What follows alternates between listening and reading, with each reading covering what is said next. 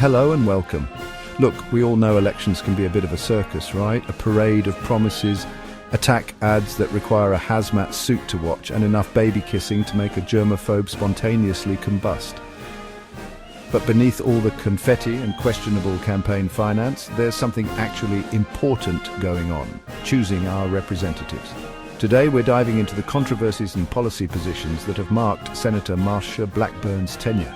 These points may raise concerns for voters considering her re-election, because while we may not be able to stomach another season of attack ads, we can certainly try to make informed decisions when it comes to the ballot box. Now, Senator Blackburn, like any politician who's managed to hold on to a job in this current climate, has had her fair share of headlines. Some flattering, some, well, let's just say they require a bit more unpacking. And unpack we shall. So buckle up, grab your preferred beverage, and let's take a closer look at the record of the senator from Tennessee. Now, the opioid epidemic, it's a phrase that's become tragically commonplace in our national conversation. It's a complex issue, one that demands nuanced solutions and a commitment to tackling the root causes. But in 2017, Senator Blackburn co-sponsored a bill that, well, let's just say it didn't exactly scream nuance.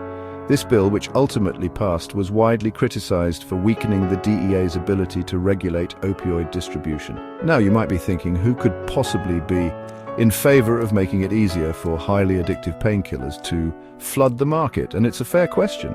Supporters argued that the bill aimed to cut down on bureaucratic red tape and ensure patients had access to necessary medication. But critics, including many in the medical community, argued that it effectively hamstrung the DEA, making it much harder to crack down on the very companies accused of fueling the opioid crisis. In 2013, the Violence Against Women Act, a landmark piece of legislation aimed at protecting victims of domestic violence, was up for reauthorization. This should have been a slam dunk, right? A moment for our elected officials to stand united and say, we will not tolerate violence against women. Well, Senator Blackburn decided to take a different stand. She voted against the reauthorization. Now, I know what you're thinking. There must be some kind of reasonable explanation for this, and to be fair, the version of the bill she opposed did include expanded protections for LGBTQ+ individuals and Native American tribes. Senator Blackburn argued that these provisions were overly broad and could lead to unintended consequences, but for many advocates her vote sent a chilling message that protecting vulnerable populations from violence was somehow up for debate. Now let's talk about debates, shall we? Those awkward, often contentious public forums where candidates are supposed to lay out their visions, answer tough questions, and try not to spontaneously combust under the pressure. They're a cornerstone of our democracy, a chance for voters to see their candidates side by side and make informed decisions.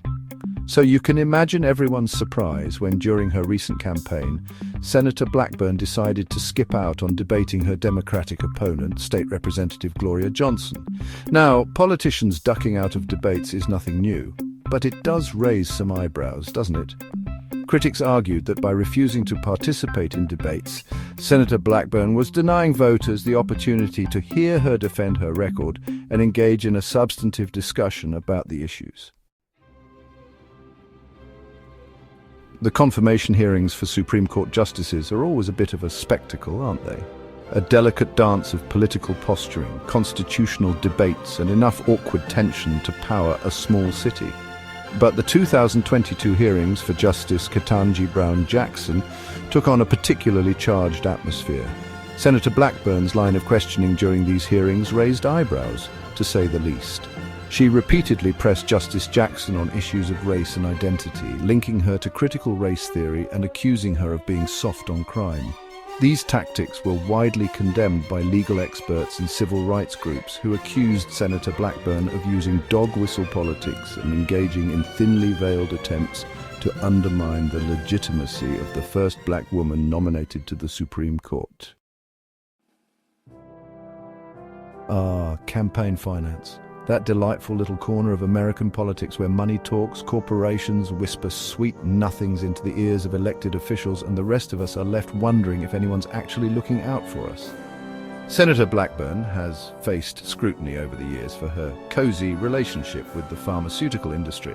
Her campaign coffers are overflowing with donations from Big Pharma, which wouldn't be so bad if she wasn't also consistently voting against measures aimed at lowering drug prices. Critics argue that these votes, coupled with her generous campaign contributions, paint a clear picture of whose interests Senator Blackburn is truly serving. Not the constituents struggling to afford life-saving medication, but the very companies profiting off their struggles.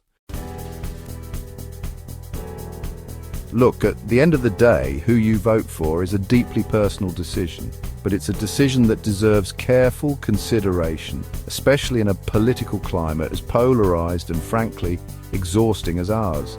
These points highlight areas of concern regarding Senator Blackburn's legislative decisions and public conduct, which may influence voters' perspectives on her suitability for re-election. From her stance on the opioid crisis to her questioning of Justice Jackson, her record raises questions about her priorities and her commitment to serving all her constituents. So, as you prepare to cast your vote, remember to look beyond the slick campaign slogans and the carefully curated sound bites. Do your research, engage in thoughtful conversations, and most importantly, make your voice heard. Because in a democracy, the power ultimately rests with the people.